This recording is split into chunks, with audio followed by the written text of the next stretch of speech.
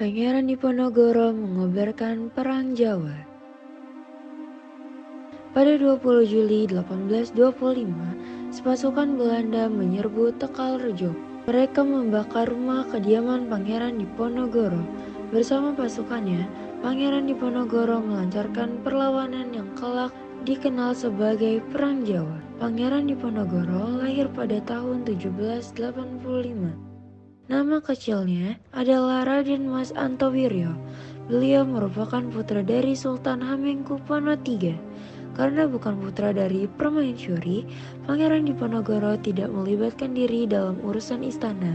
Hingga kemudian, beliau memutuskan meninggalkan lingkungan keraton. Beliau memilih tinggal di kediaman Degai-rejo, kediaman neneknya sejak remaja. Pangeran Diponegoro banyak menghabiskan waktunya untuk belajar agama, kemiliteran, kesenian.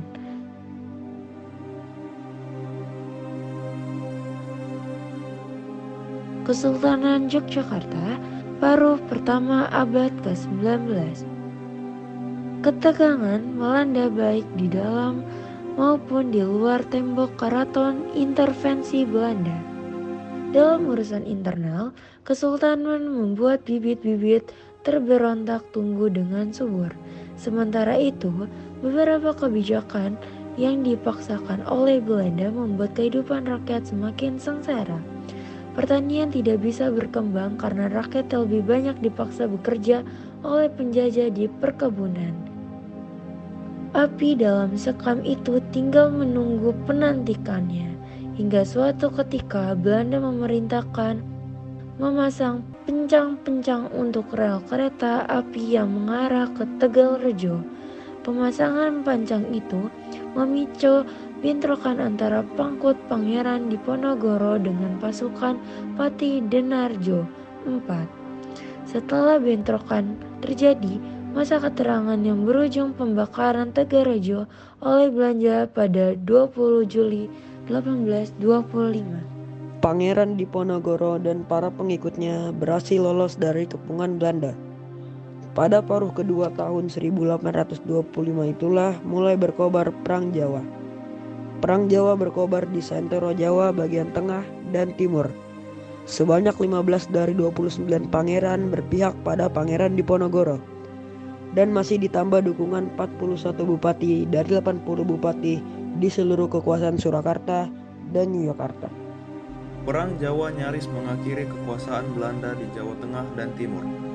Taktik perang gerilya benar-benar menguras sumber daya militer dan ekonomi Belanda. Namun sekutu-sekutu Belanda dari golongan pribumi berhasil membantu mereka menahan serangan pasukan Diponegoro. Dan pada pertempuran besar di dekat Surakarta tahun 1826, pasukan Diponegoro mengalami kekalahan telak pertamanya. Belanda dengan bantuan sekutu pribuminya berhasil menjalankan strategi benteng Stelsel.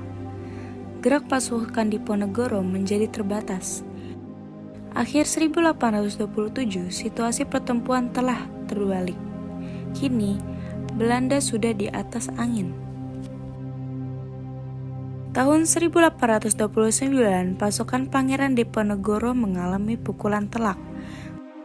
Pangeran Mangkubumi, paman Pangeran Diponegoro, menyerah.